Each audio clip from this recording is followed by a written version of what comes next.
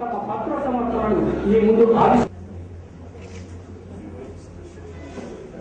Next session చాలా తొందరగా ముగించుకుంటే lunch session చాలా ఇంపార్టెంట్ అందరికి.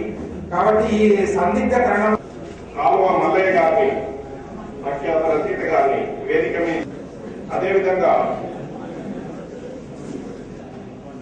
తెలంగాణ కథలు నవలలు అనే అంశం మీద ప్రతాప్ రెడ్డి గారు, అదేవిధంగా తన పాటతో నెక్స్ట్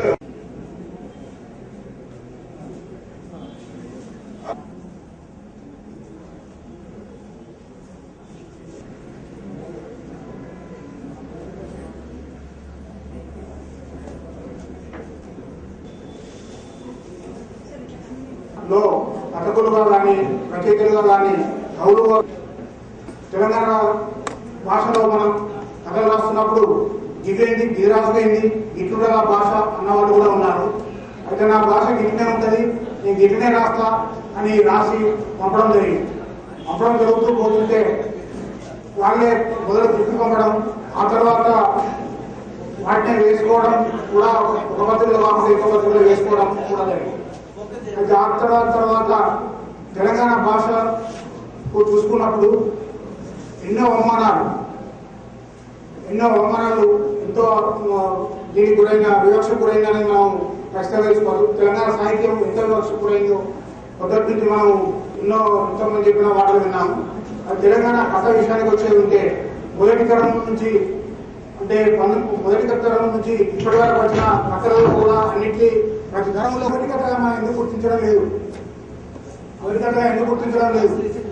అందులో కథ లక్షణాలు లేవు అంటే కథానిక లక్షణాలన్నీ ఉన్నాయి.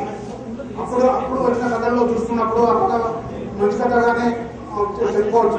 కానీ మరి బండారత్నం కథను తెలంగాణ ఆమె కాబట్టి మనం గుర్తించకుండా, అంటే తెలంగాణ సాహిత్యం మీద వివక్షకు ఇదొక ప్రబల ఉదాహరణగా మనం చెప్పుకోవచ్చు.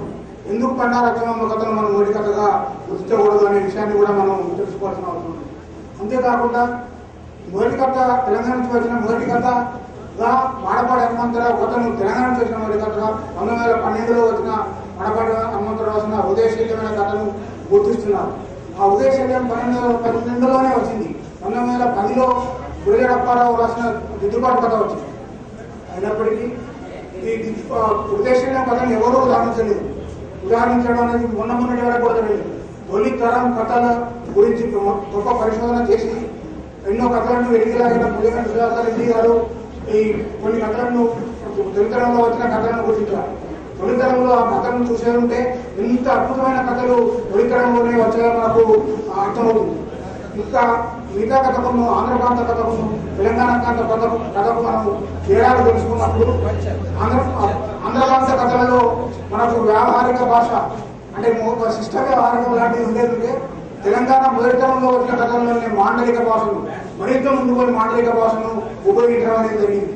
గూడూరు శంకరం కథలు తీసుకున్నా, సురవరం ప్రతాప్ రెడ్డి కథలను కొన్ని తీసుకున్నా, తర్వాత జి సురమూరి కథలు తీసుకున్నా, మొదటి తరంలో మాండలిక భాషను ఇంత అద్భుతంగా ఉపయోగించడం మనకు అర్థమవుతుంది. మీరు మాండలికం వాడాలి అని అన్నప్పుడు అనక ముందే వాళ్ళు మాండలికంలో కథలు రాసి చూపించారు. అవి అద్భుతమైన కథలుగానే చిత్రితమైనవి ఉన్నాయి. కానీ వాటి గురించి కూడా ఎవరు మొత్తం వాటి వరకు కూడా చూడండి. సంకలనాలన్నీ చూసుకున్నప్పటికీ మొదటి తరంలో వచ్చే సంకలనాలు కానీ ఇప్పుడు వస్తున్న సంకలనాలను చూసుకున్నప్పటికీ కొసలుగా ఒకటో రెండో మొదట కొసలో కూడా వేసుకథలు వేసేవాళ్ళు కాదు. ఇప్పుడు మాత్రం కొసలో ఒకటో రెండో వేస్తున్నారు. అప్పట్లో ఒక్క కథను కూడా గుర్తించలేదు. మీరు open university, Ambedkar open university సిలబస్లో చూడండి.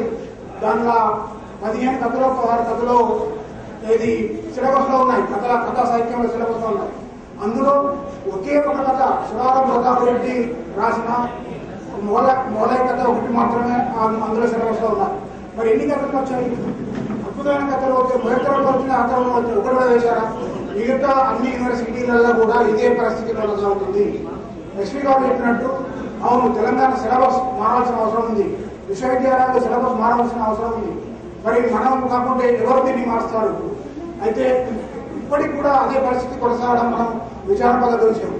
అయితే విష్ణుగుణులు, శాతవాహనులు, తర్వాత శాతవాహనులు, నైజాం ప్రభు లాంటి వాళ్ళు, కాకతీయులు పరిపాలించిన అద్భుతమైన చరిత్ర ఉన్న ప్రాంతం తెలంగాణ ప్రాంతం.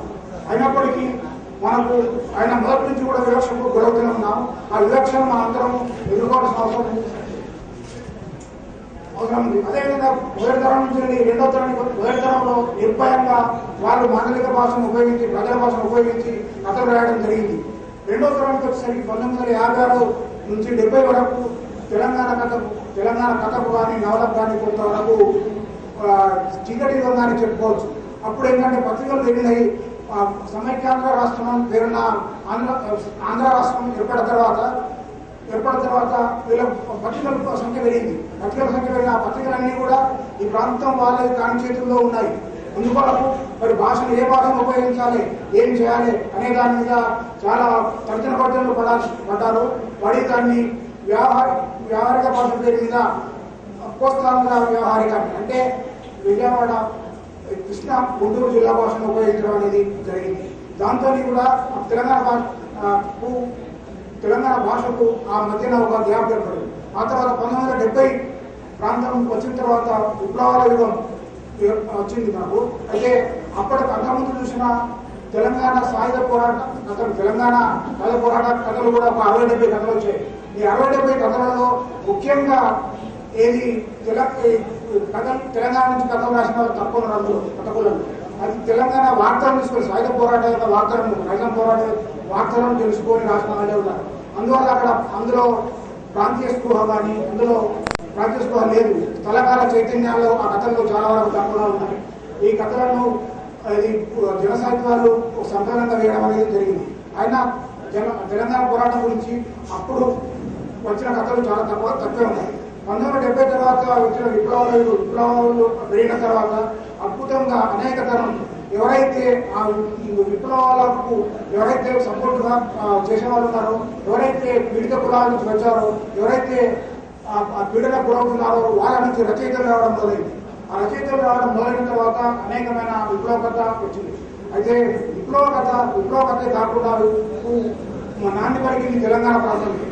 మరి ఆ తర్వాత కూడా తెలంగాణకి వెళ్ళి కథలు బాగానే వస్తున్నాయి.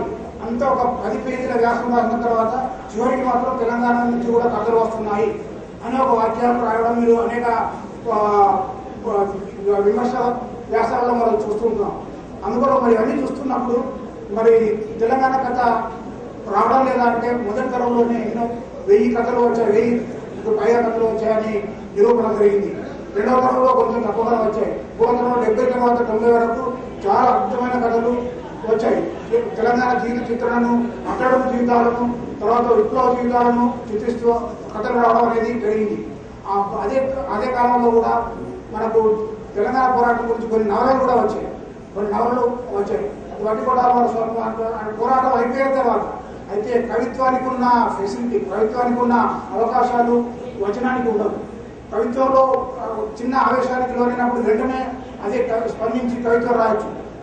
జరుగుతున్న కాలంలో సమకాలీన సాహిత్యాన్ని వెంటనే నిన్న జరిగిందా ఈరోజు కవిత్వం రాయొచ్చు.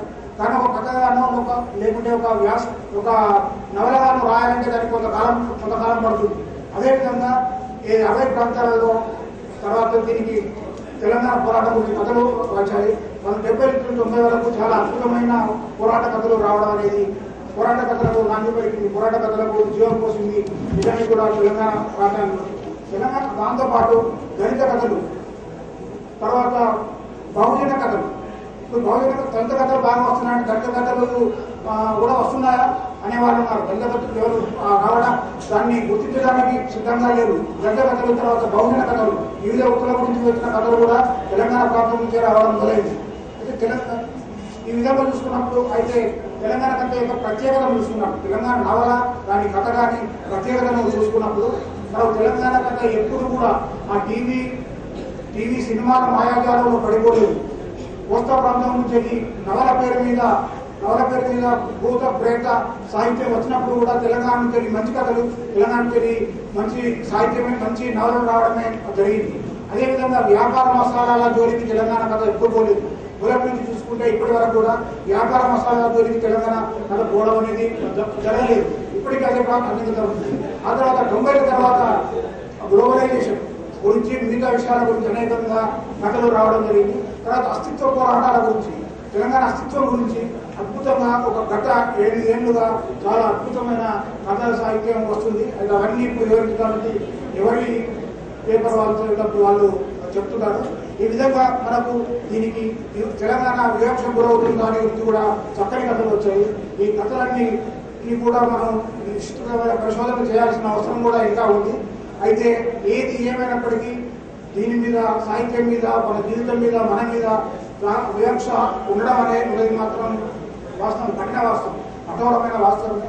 వీటన్నింటినీ గురించి ఇప్పుడు చాలా సమయం చాలా తక్కువగా ఉంది కాబట్టి మనిషికి ఒక్కొక్క 4 ఉపన్యాసకులు ఉన్నారు. 4 ఉపన్యాసకులు 10-15 నిమిషాలు ఉంచకుండా ఈ తమ ప్రసంగ పత్రాలను సమర్పిస్తారు.